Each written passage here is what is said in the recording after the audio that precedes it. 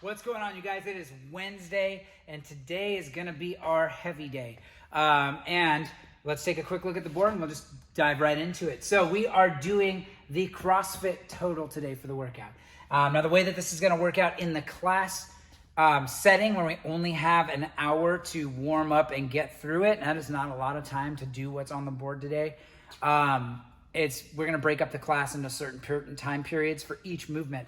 So you're only going to have so much time to work on your overhead, only so much time to do your back squat, only so much time to do your deadlift. Why we do it in this order is because using one barbell, the overhead press will probably be my lightest weight, my back squat will probably be my mid weight, and my deadlift will most likely be the heaviest portion of the CrossFit Total. So we are doing a 1 rep max overhead press, a 1 rep max back squat, and a 1 rep max deadlift. Our score today is our total combined weight of those 3 lifts all together.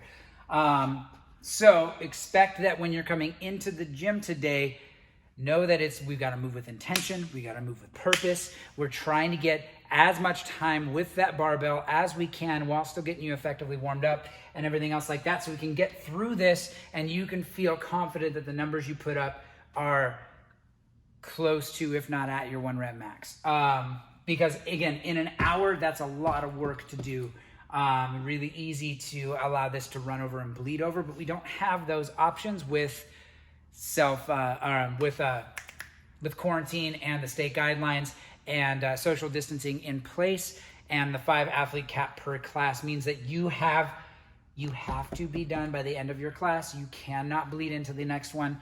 Otherwise, we're violating those guidelines. So it's good to have purpose. It's good to have intention. It's good to have those things in a controlled environment. So anyway, let's talk a little bit about these movements. And you guys know how the 1 rep max stuff goes. When you get heavy on a movement, even though we're limited on time for each of these pieces, give yourself ample rest between heavy attempts. If you just did something and you barely stood it up or you barely locked it out overhead, then be mindful that your body's going to need some time to recuperate before you throw on, 5 more pounds and go for a heavier lift. So let's talk about the overhead press first. The overhead press will be coming out of the rack. All right, so overhead press from the rack. I'm going to unrack the bar. And the big thing is, overhead press, I can't use my legs. So what I need to avoid and what's going to nullify a rep is if I dip and drive at all, it's no longer a strict press. It's no longer an overhead press. Now we're doing a push press. That's not what we're testing. So as tempting as it is when things get heavy to get those legs involved, and sometimes even it's just a little bit of a lift with your toes, trying to generate some momentum, like where you're coming up off your heels. That stuff's not okay. And don't feel bad if you do something and you fight for it and you lock out and then your coach walks up to you and tells you that one didn't count. Why? Because that's the standard. We should never be frustrated by the standards of training while we're training, because if we adhere to the standard, it's going to make us better. If we allow ourselves to shirk the standard or be like, well, it was close enough, we'll give it to you, that sort of stuff can lead to really bad habits as an athlete. And then I move poorly because I've been allowed to move poorly.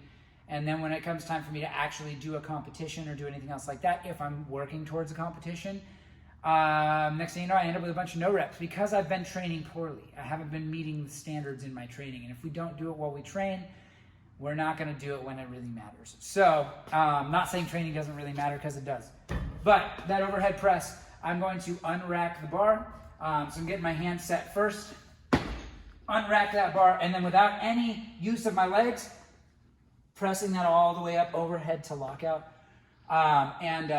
This one, I'm going to say a lot of us are probably going to hit our max on here pretty quickly. I find I can get warmed up for my overhead press fairly quickly, get my shoulders ready, and then I kind of already know, and a lot of us probably already know about where we're at with our overhead press.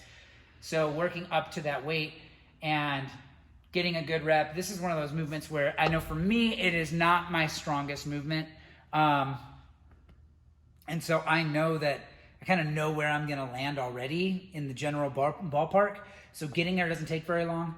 Maxing out and then just hitting that point of where you just hit that sticking point, you know you can't press it out even if you give yourself another 2 minutes rest.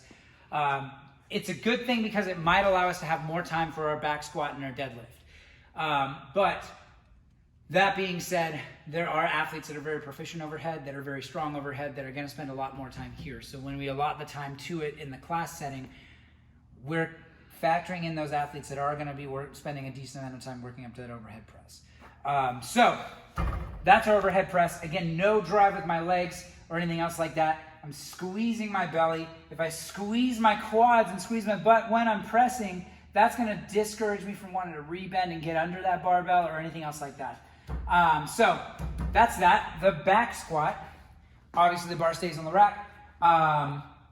When I'm looking at movement standards for the back squat, I want hip crease below the top of my knee. You do not have to squat like ass to grass. You don't have to get absolutely as low as you can. It's a good habit to practice like burying your depth in the squats, but what can happen with some athletes is you end up rounding your low back. It puts your hips in a bad position. You lose your midline tension. When we're going for absolute strength and absolute like 1 rep max on the bar, we don't have to bury it every single time. Now, if that's how you train and that's how you want to train, cool. But just saying from an efficiency standpoint, all I have to do is break depth and then come back up. So the biggest thing that's going to be the biggest factor in being successful there is making sure I control the descent on my squat. Don't just fall into the bottom and hope to bounce out of the hole. And, you know, that stuff leads to really poor positions. It leads to other things, a lot of things we just talked about. Anyway, but what I'm going to do with my back squat is I'm going to set my grip first. Now, depending on if you high bar or low bar back squat, that can make a big difference. If you've never experimented with the two, could be worth doing some experimentation. Now, based on time constraints in today's workout, may not be the best day to say low bar back squat for the first time, if I never have. But I know when I go heavy, low bar feels a lot more comfortable for me. And I'm not saying that you should low bar over high bar. The advantage is based on the athlete. It's not based on the position of the bar. So if you feel more comfortable with a high bar back squat when it goes heavy. If you feel more comfortable with low bar back squat when it goes heavy. We should train both, just like we should train kipping pull-ups and strict pull-ups. So I'm going to get that bar in place. Once I've got it in a good position, I only need to take a couple steps away from the rack. I don't need to be that athlete that walks a freaking mile with the barbell on my back to do a squat. That's a lot of wasted energy. So again, just a couple steps out. So I'm going to get set, get tight. Couple steps out, and I'm in my squat stance. Just down all the way and back up. And again, focusing on controlling that descent. My hips move first. I'm driving my knees out. I'm looking for tension in my low body all the way down and back up. If I fight for that tension, that's going to give me an advantage in changing direction of that barbell when I'm coming back up. If I just fall into the bottom and try to bounce out of the bottom, it might feel like you've got more momentum, but you're not. There's a moment where your hamstrings, your midline, everything else kind of shuts off. Reestablishing tension, reestablishing like that midline control stable, like that stable core, and getting your hamstrings back into the mix of things. And all that is way harder than maintaining it all the way down. So use some patience on the descent of your back squat. Now let's talk about our deadlift.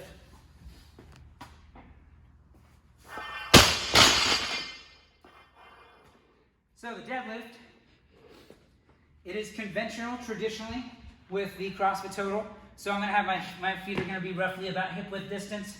My grip for me, I tend to go about a thumb's distance outside of where the knurling starts. You can double overhand, you can bias grip it, you can hook grip it, you can do whatever you need to do to hold on to the bar.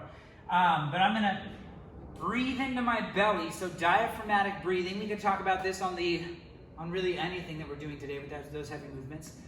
But a lot of us tend to, when we take a deep breath, breathe into our chest. And that doesn't equate to more midline tension. It doesn't equate to more what we call intra-abdominal pressure, which is vital for keeping our core stable, keeping our spine neutral, and staying stronger when we're under load, especially for a back squat or a deadlift or anything else like that. So, a good way to know if you're breathing into your belly is put a hand on your chest, put a hand on your belly. Take a deep breath and try to only move your hand that's on your belly. So breathing into my diaphragm and then bracing. So then squeezing my belly to create some more pressure here. It's the same idea as wearing a belt. If I wear a belt, the belt isn't there to support my back. The belt is there to give me something to brace against. So if I'm creating as much pressure as I can by cinching a belt down and then bracing against it, I can do the same thing by breathing into my belly and then bracing. Because if I fill my lungs, fill my belly with air, and then squeeze, I've got that much more pressure I can create naturally without having to wear a belt. I'm not saying that belts are, a good thing or a bad thing. I think that they're good when used properly. We should never rely on a piece of equipment as a crutch for us when we're doing something heavy. Again, lifting shoes, anything else like that.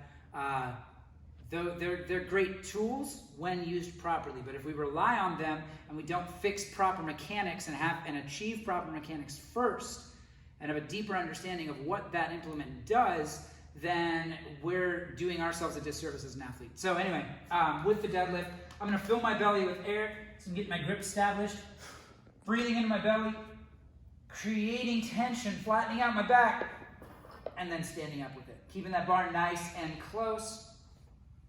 And this is a 1 rep max. I am not standing up, being like, yeah, I did the thing, and dropping the barbell. I need to control that bar back to the floor. So as I stand it up, once I finish that lift and my shoulders are behind the bar, standing up nice and tall, I can squeeze my glutes at the top. Then I'm going to control that bar back down and let go. So anytime we're doing heavy movements, 1 rep maxes with a deadlift, we need to control that bar back down. It's just a standard any lifting federation will use. Otherwise, even if you stood it all the way up and you did the thing, you're still going to get 3 red lights from your judges if you were lifting in a competitive environment. So getting used to that now, ingraining that in our heads, if we ever find ourselves in that position, we're going to be ready. We're not going to get to the top, celebrate, let go, be excited, just to see that we failed that lift because we dropped the barbell. So again, working up to a 1 rep max in each of those, and then our score is going to be our total combined weight. It's going to be a good time today. It is a heavy day. Expect tomorrow to feel a little bit tired. Your central nervous system is going to be shot. But this is honestly one of my favorite CrossFit workouts. Why? Because it's just a heavy barbell. And who doesn't love a heavy barbell? So let's have some fun with this one today, guys. I'm excited to see PRs on the board. I know you are too. So with that, let's get after it.